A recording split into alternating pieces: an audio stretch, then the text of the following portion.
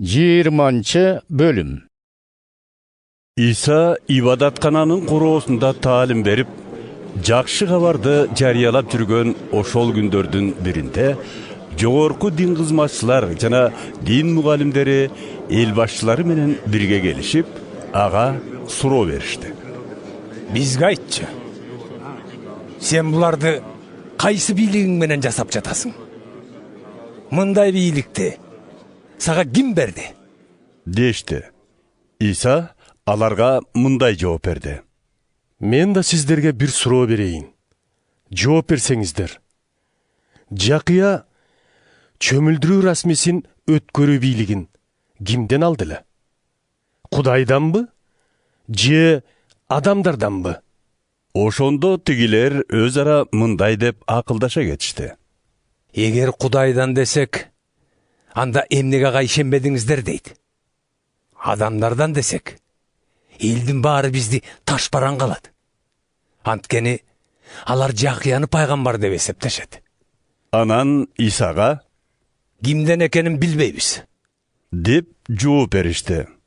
Иса да аларга Анда мен да силерге кайсы бийлик менен жасап жатканымды айтпайм деди.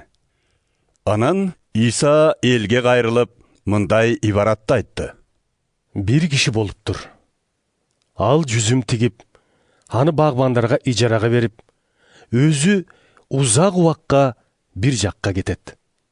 Жүзүм тере турган маал келгенде, жемишинен берсин деп, ижарачыларга бир кулун жөнөтөт. Бирок ижарачылар аны сабап, кургол кайтарып жиберишет. Ошондо жүзүмзардын ээси дагы бир кулун жиберет. Алар аны да сабап, кордоп, кургол жиберишет. Үчүнчүсүн жибергенде аны да жарадар кылып, тышка ыргытып салышат. Ошондо жүзүмзардын ээси: «Эмне кылсам? Жанымдай көргөн уулумду жиберейин. Балким андан ийменишээр» дейт. Ижарачылар болсо, уулун көргөндө өз ара акылдашып: «Бул мураскор, жүргүлө, өлтүрөлү.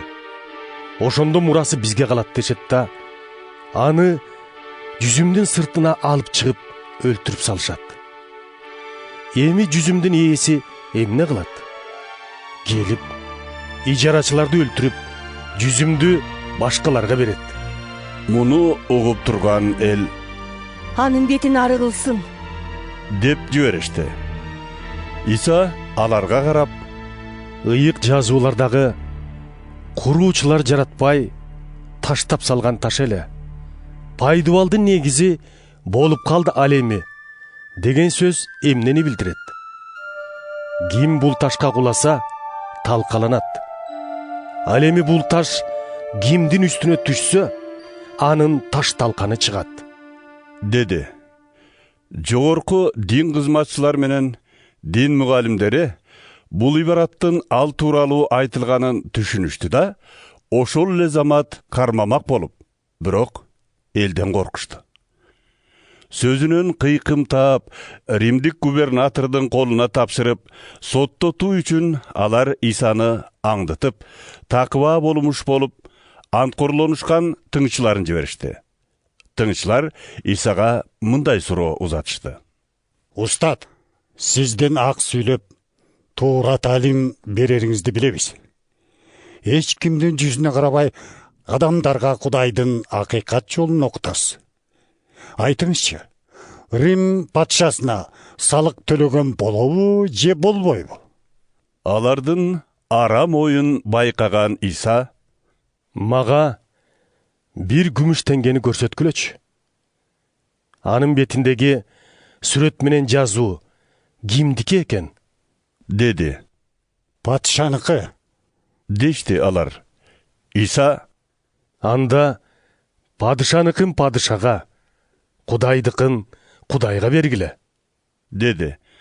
Ошентип алар аны эл алдында сөзүнөн кармай албай, анын жообуна таң калышып, унчук албай калышты. Ошондо өлгөндөр кайра тирилбейт деп ишенишкен Садукей тобундагы Adamдар келип, Исага суроо беришти.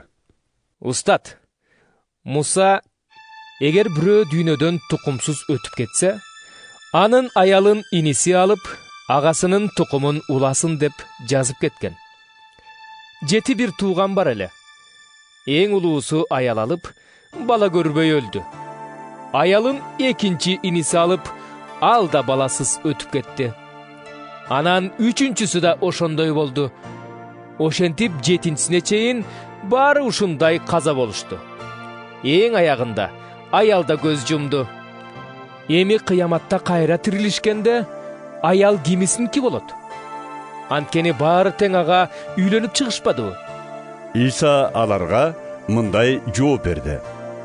Бул дүйнөдөгүлөр аял алышып, күйөөгө тийишет. Ал эми бейишке татыгандар кайра тирилгенде о дүйнөдөн аялды алышпайт, күйөөгө да чыгышпайт. Алар периштелер сыяктуу эч качан өлбөйт. Анткени кайра тирилтүүчү Кудайдын балдары болуп калышат.